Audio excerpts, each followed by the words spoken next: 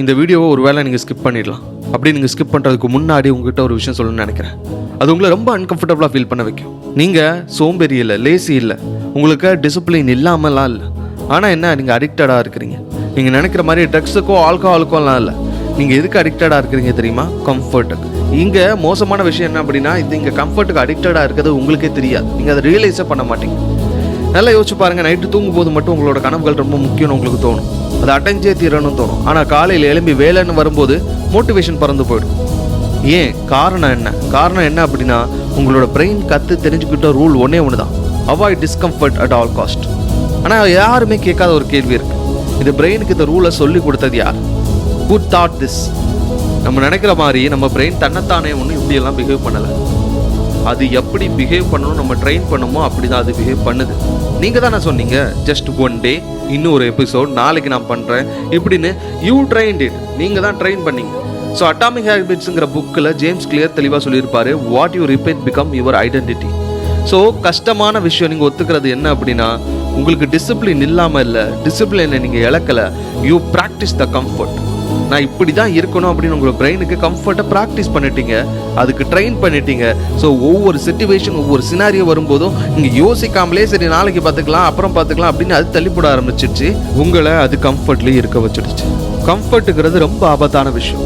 ஏன்னா அந்த ஒரு கம்ஃபர்ட்டில் இருக்கும்போது அது ஆபத்துங்கிறதே நமக்கு ஃபீல் ஆகாது. ஏன்னா அது சத்தமாலாம் சொல்லாது, அமைதியாக ஆழமாக உங்கள் மனசில் சொல்லும், ஓய்வு தான் முக்கியம், ஃபஸ்ட்டு ரெஸ்ட் எடு, அப்புறமா வேலையை பார்த்துக்கலாம், யூ டிசர்வ் திஸ் மேன், இன்னைக்கு நீ ஃப்ரீயாக இரு அப்படின்னு ஆழமாக உங்கள் உள் மனசில் சொல்லும். த மவுண்டன் இஸ் யூ அப்படிங்கிற புக்கில் பிரெயின் ஆஃப் பெஸ்ட் சொல்லியிருப்பாங்க, you are not avoiding the work, you are avoiding the discomfort that comes along with it. நீங்கள் வேலையை அவாய்ட் பண்ணல, அந்த வேலைக்கு கூட வரக்கூடிய கஷ்டத்தை அவாய்ட் பண்ணுறீங்க. ஸோ கம்ஃபர்ட்டுங்கிறது ஒரே நாளில் உங்களை நிறுத்தாது, ஆனால் நிறுத்தும். எப்படி அப்படின்னா, படிப்படியாக ஒவ்வொரு நாளாக கொஞ்சம் கொஞ்சமாக ஸ்லோவாக. ஏன்னா அப்படி தான் அது வேலை செய்யும். ஒரு விஷயம் கவனமாக கேளுங்க. நீங்கள் ஒவ்வொரு நாளும் கம்ஃபர்ட் தான் வேணும்னு முடிவெடுக்கும் போதும் நீங்கள் நினைக்கலாம், நான் இருக்கிற இடத்துலையே இருக்க ஆசைப்படுறேன் அப்படின்னு. ஆனால் அப்படி இல்லை, யூ மூவ் பேக்வேர்ட். ஏன்னா இந்த உலகமே உங்களை மட்டும் விட்டுக்கிட்டு முன்னோக்கி போய்கிட்டு இருக்கும். So one day you will realise a terrifying truth. The life you want was available only when you are willing to suffer. So கஷ்டப்படாமல் எதுவும் கிடைக்காது. நீங்கள் இருக்கிற இடத்துல இருக்கிறதா நினைக்கலாம், ஆனால் நீங்கள் இருக்கிற இடத்துலேருந்து ஒரு விஷயத்தையும் செய்யலை அப்படின்னா நீங்கள் வாழ்க்கையில் ரொம்பவும் பின்னோக்கி போய்கிட்டே இருப்பீங்க, உங்களுக்கே தெரியாமல். நீங்கள் வியந்து பார்க்குற மனிதர்கள் ஒவ்வொருத்தரும் அவங்களோட வெற்றிக்கு ஒரு விலையை கொடுத்துருப்பாங்க. அதுதான் டிஸ்கம்ஃபர்ட். என்னதான் போரிங்காக இருந்தாலும் படிக்கிறது, என்னதான் வலியோடு இருந்தாலும் ட்ரெயின் பண்ணுறது, என்னதான் அவங்களுக்கு சப்போர்ட்டாக யாருமே இல்லைனாலும் நோஸ் இல்லாமல் முயற்சி பண்ணுறது, இப்படின்னு எல்லா கஷ்டத்தையும் அவங்க அனுபவிச்சாங்க. ஸோ நம்ம வாழ்க்கை ரொம்ப கம்ஃபர்டபுளாக வாழ்கிறதுல இருக்கிற ஆபத்தே நாளடைவில் நம்மளால் என்ன முடியுங்கிறதே நம்ம மறந்துடுவோம். இன்றைக்கி எல்லாம் சரியாக இருக்குது, ஓகே ஃபைன். திடீர்னு ஒரு நாள் வாழ்க்கை கஷ்டமாகும் போது நம்மளால் ஹேண்டில் பண்ண முடியாது.